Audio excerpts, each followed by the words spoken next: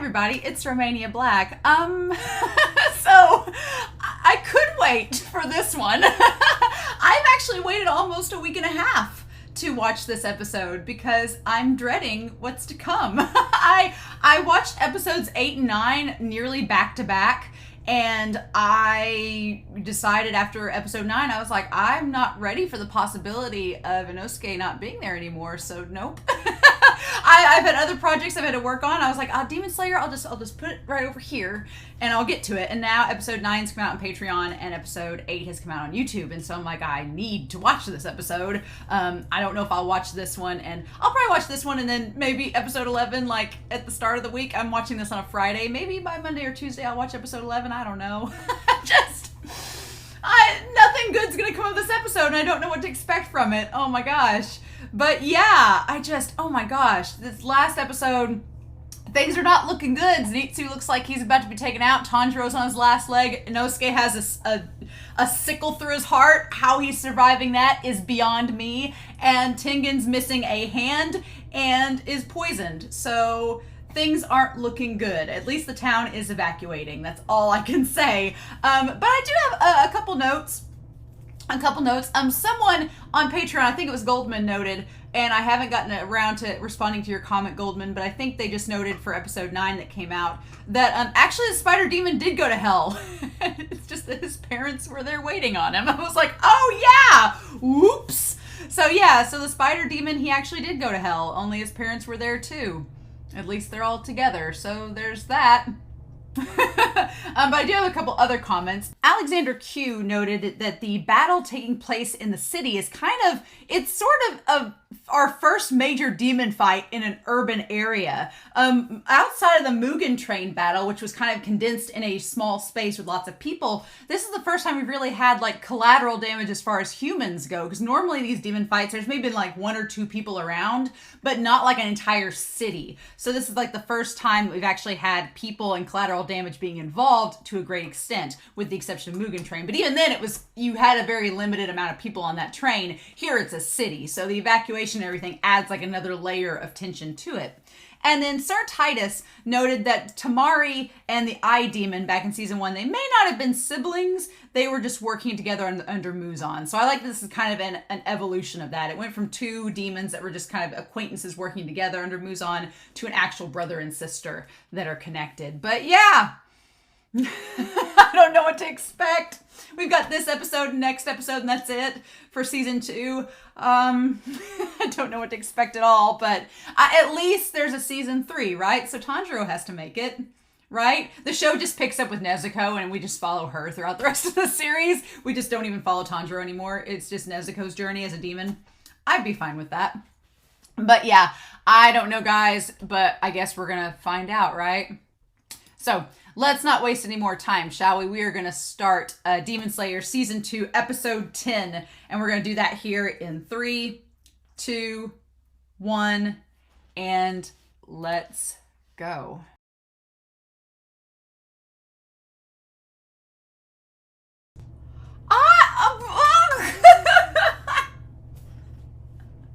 I shouldn't be surprised that they're saving the aftermath of this episode. They're saving the aftermath of this battle for the next episode that's the final. I should not be surprised, but man, these last couple episodes have gone by really quick, and this episode was insanity. So Demon Slayer, Ufotable. Ufotable's just like, you know what? We're just gonna do it. We're just gonna have this great animation, and it's gonna be ridiculous. And it's not necessarily the animation itself. It is it's part of it, but like the choreography of everything. Like, because there's a blending of CGI that Ufotable does, and sometimes it works really, really good, and sometimes it's a little distracting. And so I could see somebody during the fight between Gyutaro and Tengen, I could see somebody being like, well, it's not completely 2D, you can tell a little bit of the CGI elements, but the choreography of it, like the fast pace, like how fast they were moving and just the movement between them was so well done. I was like, oh my gosh, like it was really well done. I was so impressed by that. But yeah, Tanjiro, our dude, I love the concept that they finally touched on. We talked about this a few episodes ago, that Tanjiro and Nezuko and Gyutaro and Daki are parallels of each other. And I like that Tanjiro connects the dots and is like, this is what Nezuko and I could have ended up being. We could have ended up being like Gyutaro and Daki, which Daki and Nezuko are so different in personalities, and Gyutaro and Tanjiro are like polar opposites, right? So the fact of the matter of how dissimilar they are, but maybe Daki and Gyutaro were not so different from Tanjiro and Nezuko when they were human. We don't know that. I feel like the next episode, they're gonna, if there's anything left of Daki and Gyutaro's past, they're gonna touch upon it in the next episode. That's when it's gonna be brought out. That makes the most sense. So I feel like that's gonna come into play next episode.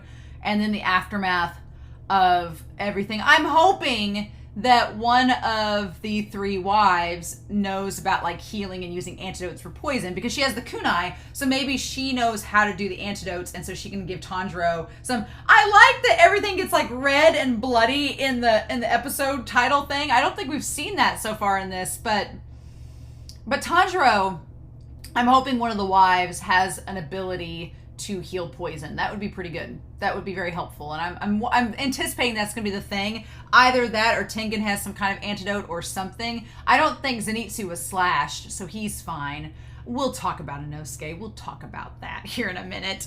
But yeah, I do love that Tanjiro apologizing and just being like, I was too weak. I couldn't do it.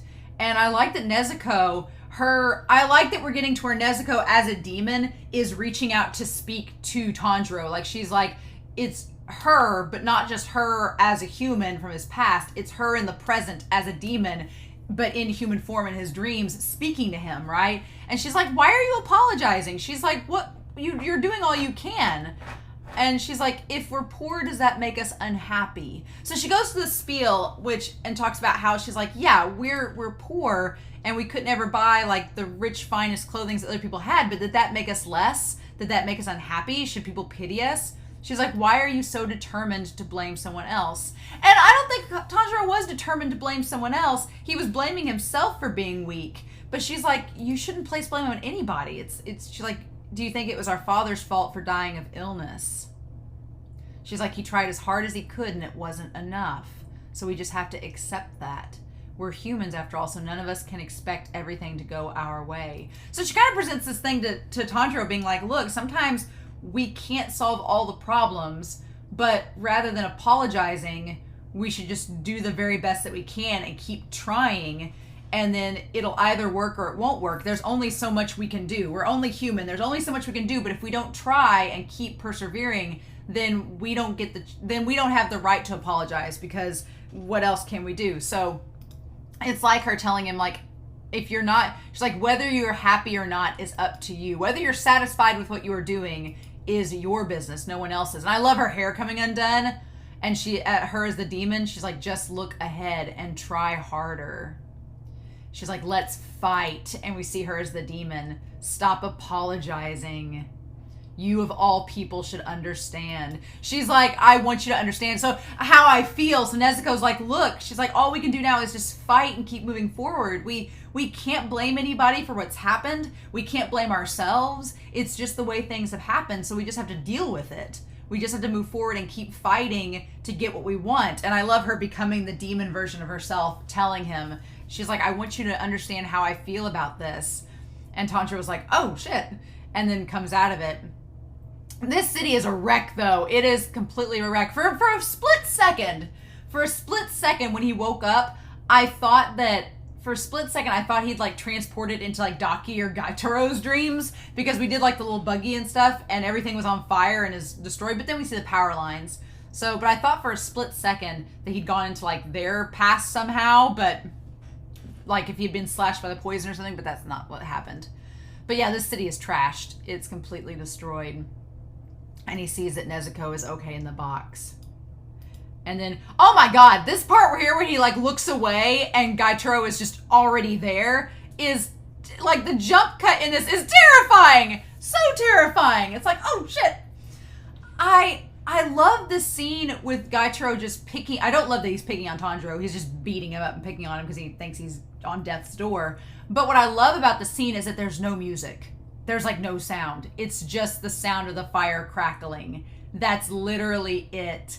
It's just the sound of the fire and Gyutaro looking at Tanjiro like that's it. It's so good. And the voice actor for Gyutaro, what a legend. His performance is so good. It's just the way that he makes his voice warble and like shake, like his voice has a tremor to it when he gets really like grisly with it.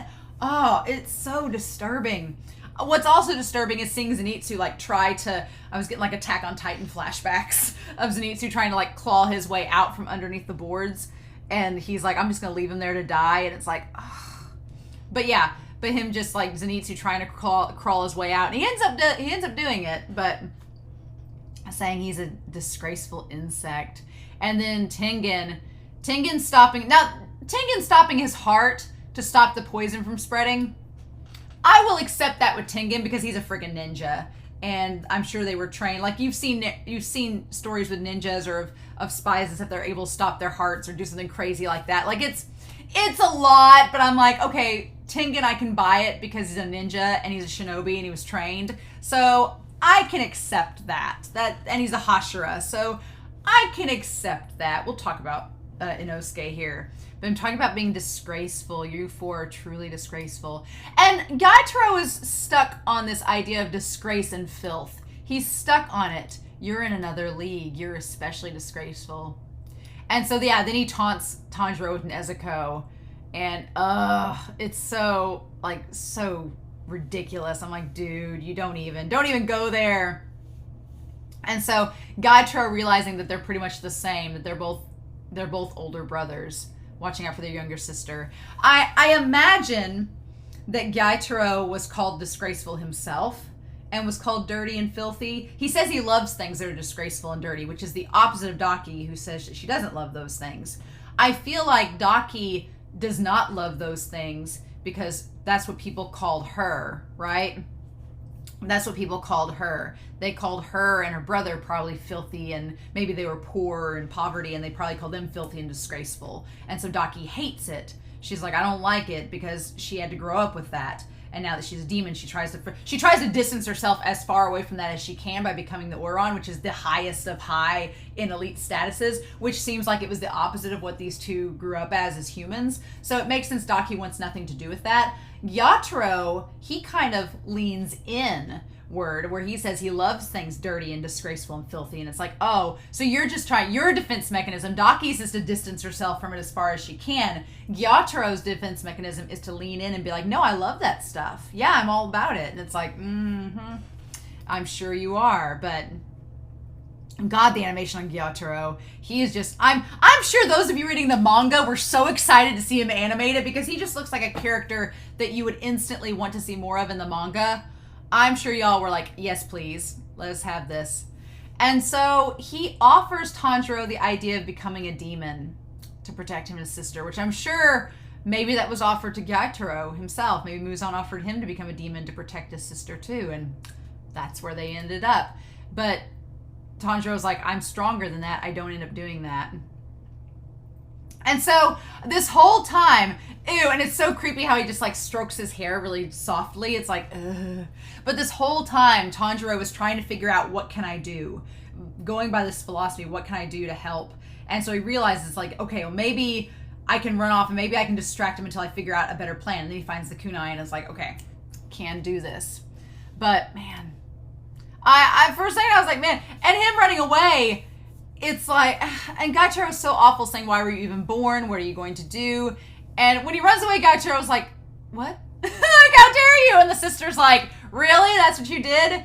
And them laughing, oh, your soul got crushed at the last minute. And then just teasing how disgraceful you are. He's obsessed with that word. And Tanjiro's like, I just need to find a way to get this done.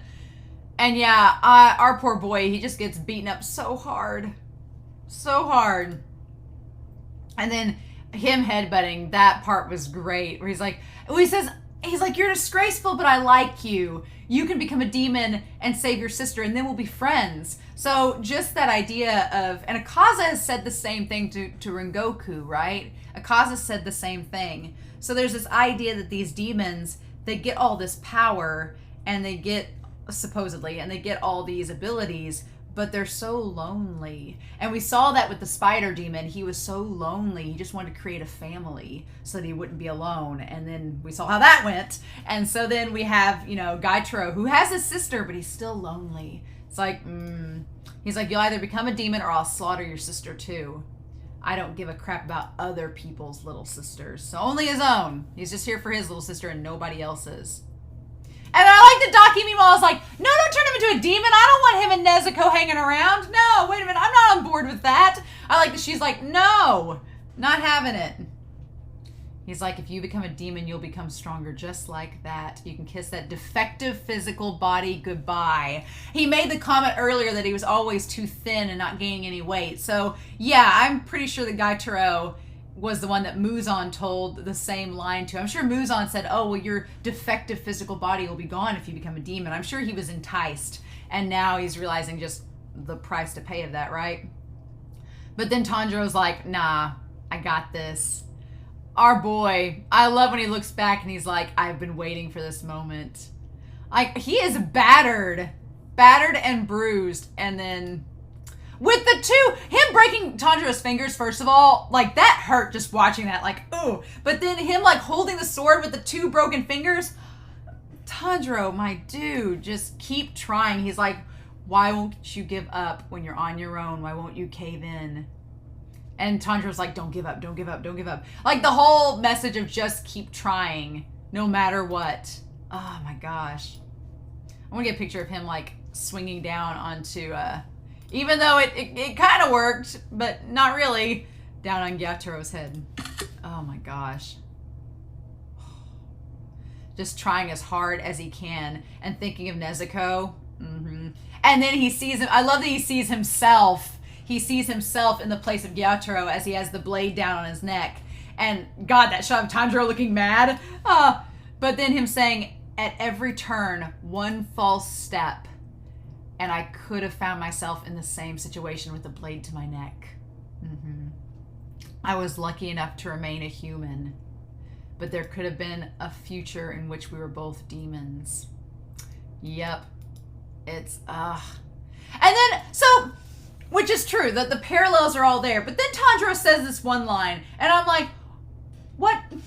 Where he's like, but even if I ended up turning into a demon, I'm sure that there would be some Demon Corps member out there, and there's like Cherry Blossom, someone in the Demon Corps will do me a favor of beheading me. And there's all the swords in the ground. So I'm like, what is this? What is this foreshadowing? I was like, I don't want Tanjiro to become a demon.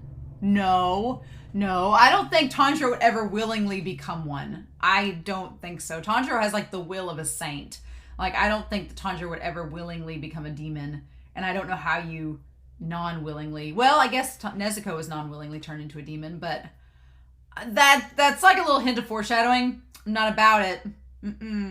No, I don't want Tanjiro to become a demon, because, but even then when Tanjiro was like, at least if I become one, hopefully someone will behead me, I'm like, okay, you cinnamon bun saint, see how this is. Tanjiro is like freaking perfect, but he's not a Gary Sue, so we can't really go along with that. But yeah, this whole bit of him like taking the kunai out and going to get Tanjiro, and then Zenitsu, it's like they all banded together, like Tanjiro's will to not give up like resonated and rippled across the waters and hit Tengen, Zenitsu, and Inosuke.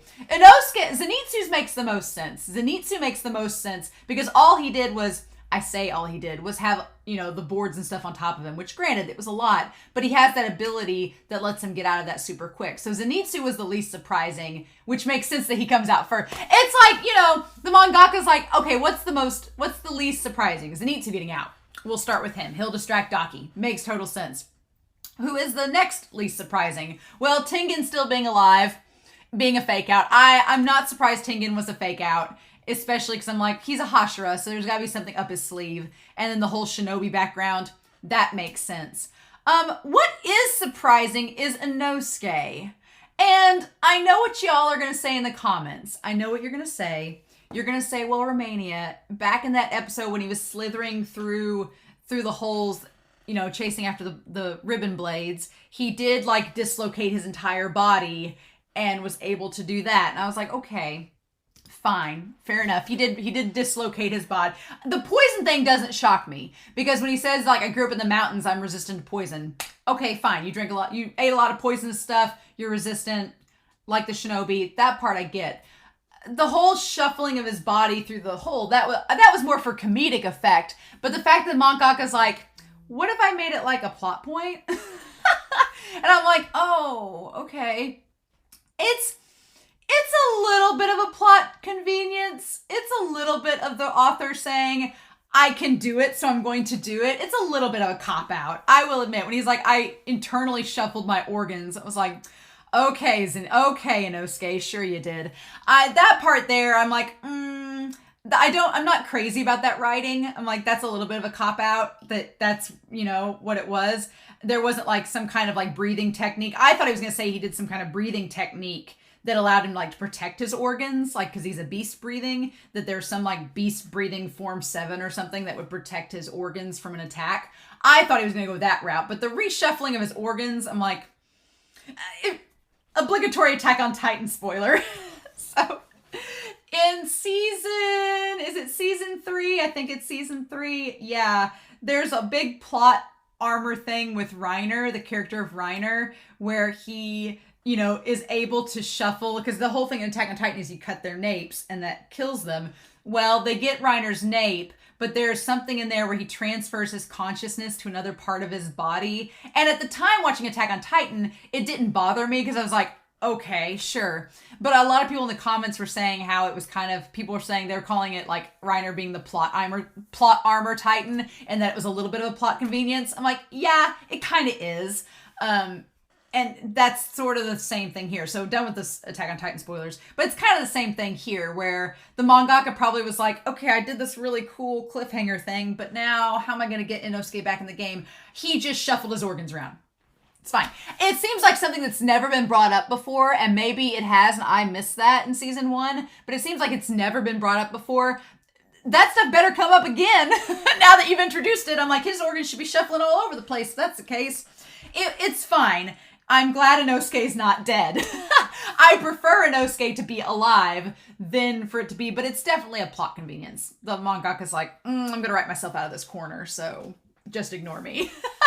But it's fine. I'm glad Inosuke is alive. I prefer him alive as to dead. So, but yeah. But Gyutaro not going down without a fight and saying, nope, I'm going to be a problem. And just what gets me is that he's able to use his blood art to like dispel Tanjiro's swipe. And at the very end, it just all explodes from him, which is terrifying. But then Tengen coming in, what a cool badass shot. Like Tanjiro he's like, I was so close. He was so close. And he's about to get slashed by it. And then he says, don't give up. Like, just Tanjiro saying, hang on until the end. Like, keep going until you die.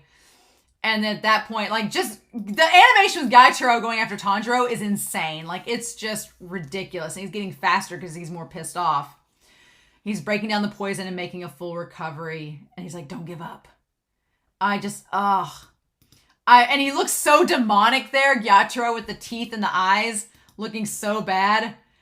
When it gets close to, I don't like things touching my eye. I'm like, really, like, I just don't like things around my eye. So the idea of that blade being there, nope.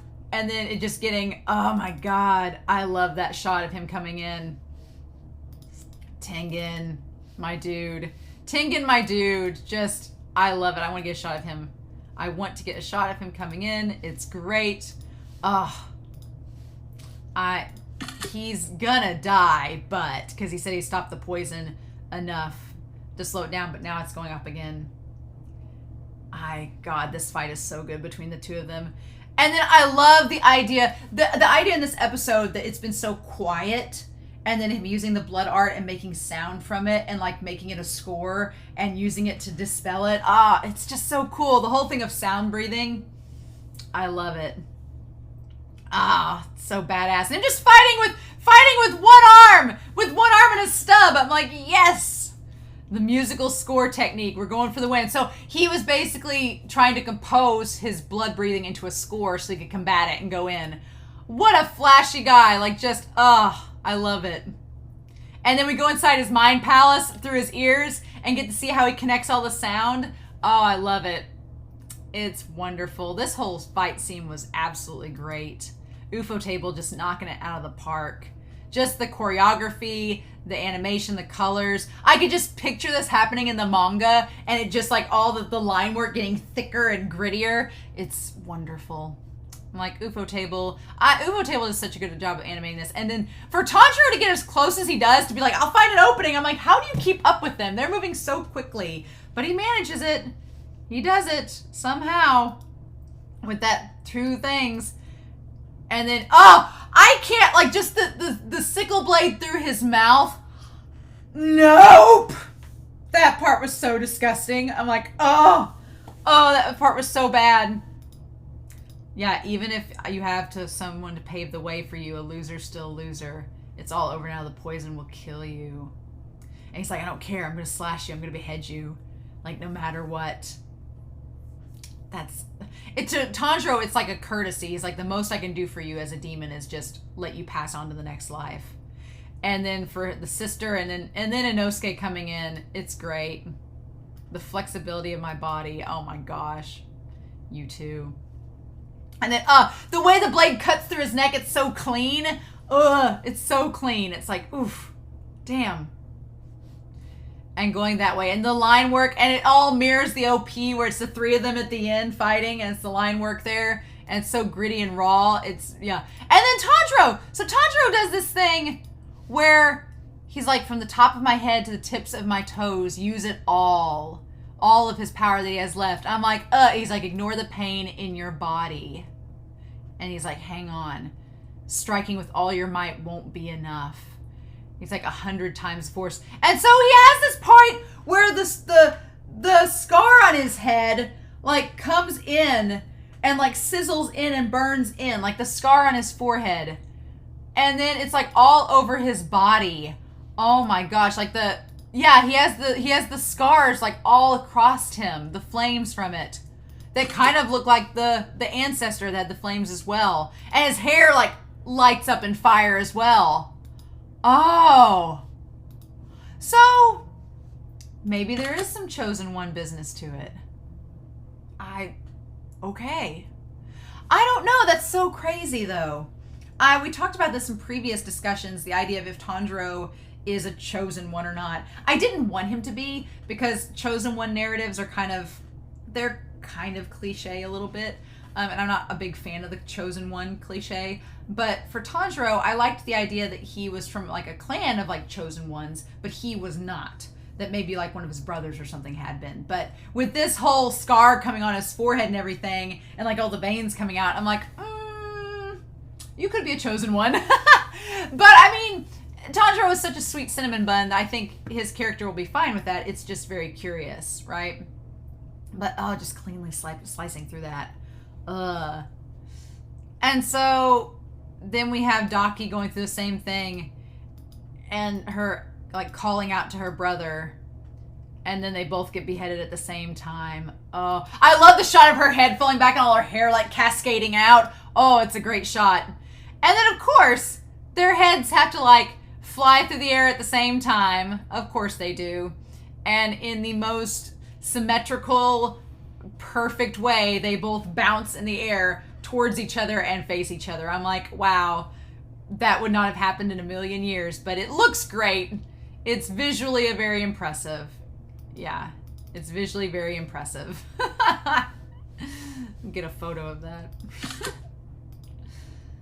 But yeah, then both them looking at each other. And so Hinitsuru, she's okay, but she senses something's up. And then I like that. God, there's the guttural sounds of Tanjiro trying to speak with the blood gushing out of him, being like choking on his own blood from that wound. Nope. And the visual of like his vision and everything blurring because of the poison, it's all like rippled and weird and CG. Oh, it's so creepy. And Tengen's trying to tell him like, we gotta get out of here. You gotta run. And he's meanwhile trying to slow down the poison. And he's like, it's not over yet. We have to run because then, yeah. Oh, Tengen. Oh, I'm sure Tengen saved him. as everything's destroyed. Oh my god! Like, all of the scythes and everything, and then there's the CGI smoke of blood. Like the little flame. I'm sure they're fine. I'm sure everybody except Daki and Gyutaro are fine. I'm sure they're great. I'm sure that even though the entire city just blew up, I'm sure that they are perfectly fine. Mm-hmm. No worries. I'm sure it's all okay. I do love the final score, though. I do love the score at the end. It's this nice, beautiful instrumental. It's beautiful, but I'm like, oh, God. So I'm going to guess. I'm hoping that the wives are okay. I'm going to guess Inosuke and Zenitsu were out of sight long enough. I'm going to guess that Tengen helped protect, like he jumped in front of Tanjiro at the right moment to save him. And I'm hoping that Daki and Gyutaro are dead. Or about to die. But it seemed like he just let all of that energy inside of him, all that hatred and all that demonic energy just come out in a big giant wave. Oh my gosh.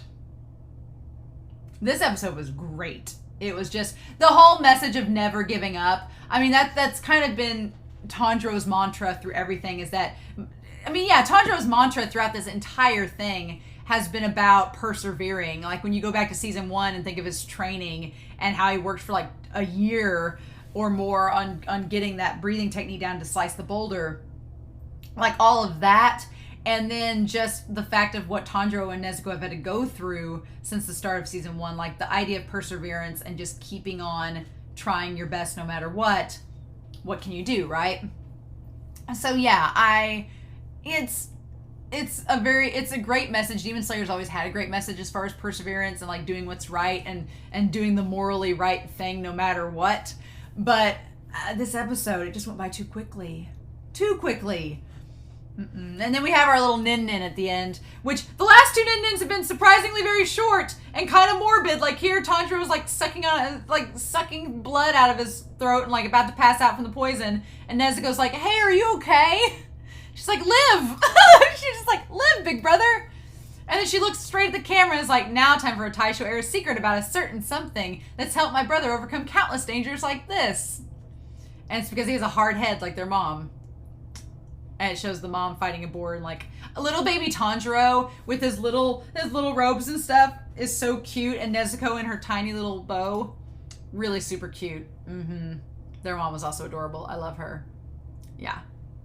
And she's like, next episode, it's the final episode. I'm like, oh, that's it? That's all we get? So yeah. That's the episode. So I'm pretty excited to see what all we get in this final episode, to see the aftermath of everything.